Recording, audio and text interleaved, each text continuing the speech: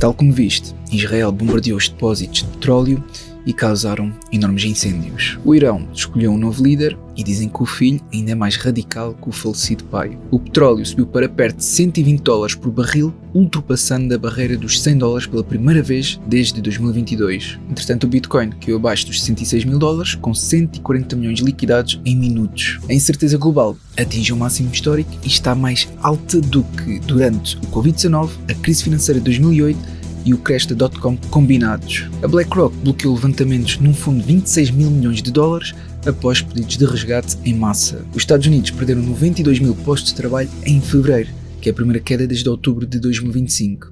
Portanto, tudo isto e muito mais neste PT Market News. Por isso vamos a isso. A começar pelo petróleo. Cada barril disparou 13,84% só na abertura do passado domingo, ultrapassando os $100. O Brent, que é a referência na Europa, foi ainda mais longe e ultrapassou os $110. Foi uma subida de 22% num único dia. A causa direta foram os ataques israelitas a 30 depósitos de petróleo iranianos no último sábado, em que os Estados Unidos dizem ter ficado surpreendidos. E como é que isto nos pode afetar?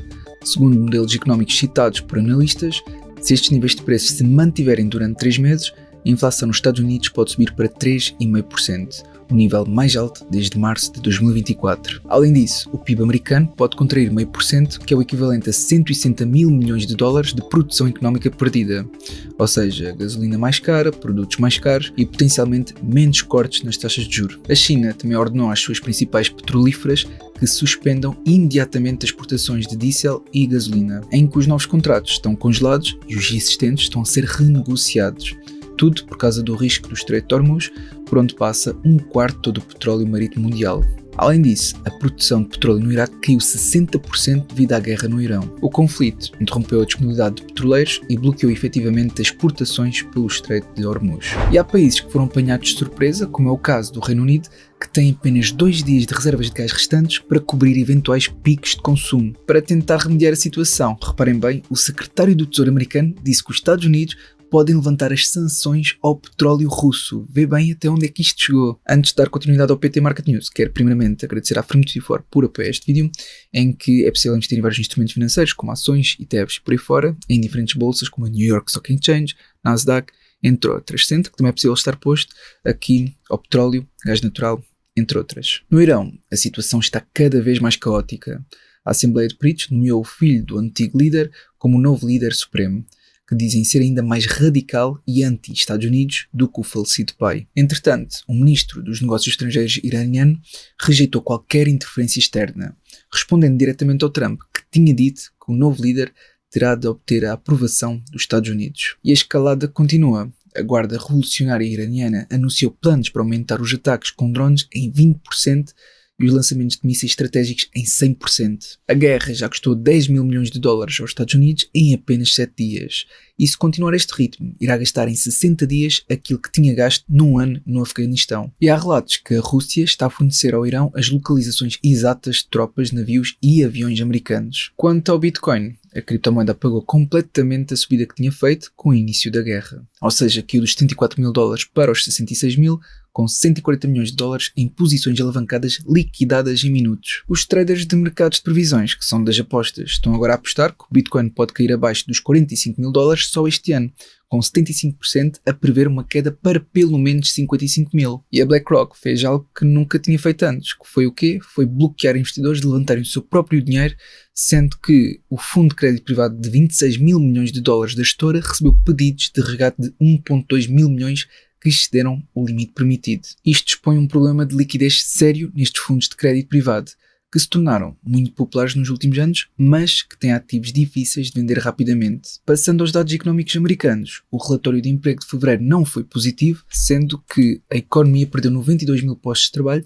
quando se esperava uma criação de 59 mil, sendo a primeira queda desde outubro de 2025. Para piorar, os números de dezembro e janeiro foram revistos em baixa, com menos de 69 mil empregos do que inicialmente reportado. A taxa de desemprego de fevereiro foi superior ao esperado, o que isto pode ser uma boa notícia para quem quer cortes nas taxas de juros, mas é uma má notícia para a economia real. Agora, passando ao mercado de ações. Começamos pela Marvell Technology, que disparou 18% depois de apresentar resultados acima das expectativas e uma orientação forte para o futuro. A Broadcom também subiu 5% depois das previsões de receita de inteligência artificial superarem até as expectativas mais otimistas dos analistas da Wall Street. Por outro lado, a empresa Victoria's Secret caiu 10%, mesmo depois de ter conseguido superar as expectativas dos analistas, tanto em termos de vendas como em previsões. Quanto a outras notícias, o Kevin, o famoso investidor do Shark Tank, disse que a inteligência artificial é o que está a assegurar os mercados neste momento. E a probabilidade de uma recessão nos Estados Unidos em 2026 subiu para 27% nos mercados de previsão. Passando ao panorama económico mundial, a China definiu a meta de crescimento do PIB,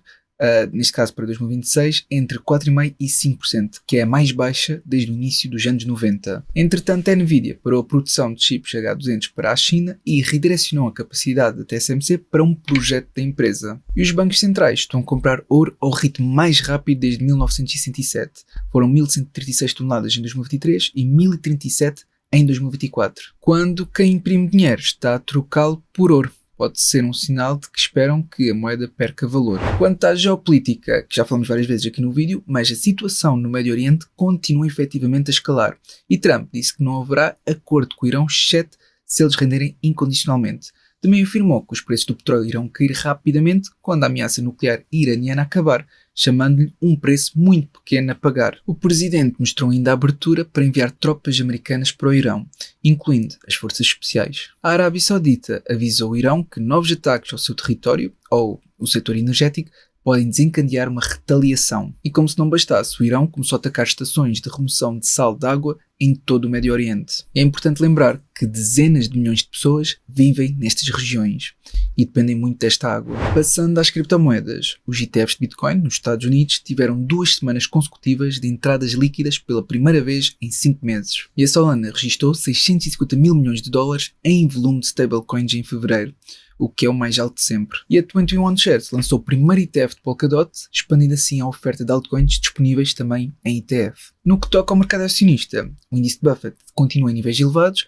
mas tem sofrido ligeiros recuos no meio de toda esta incerteza geopolítica e económica. E quanto ao índice do medo e da ganância, estamos perto de níveis de medo extremo, o que evidencia o estado atual do mundo e dos mercados. Para finalizar, deixo aqui uma nota para os principais earnings que irão sair na próxima semana, a começar com o Micron no dia 18, a Alibaba e FedEx no dia 19 e a PDD Holding no dia 20, que é a dona da TEM. E agora passando a Portugal.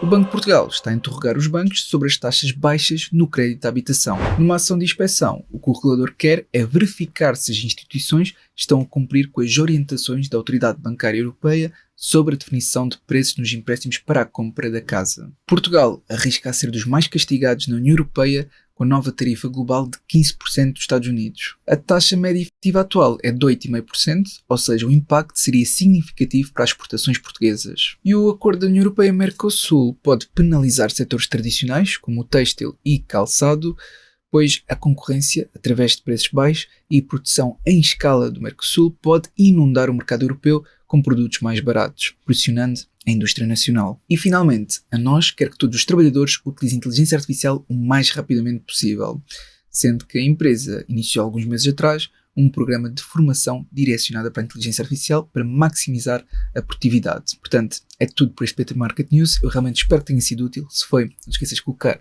um gosto para apoiar e até uma próxima.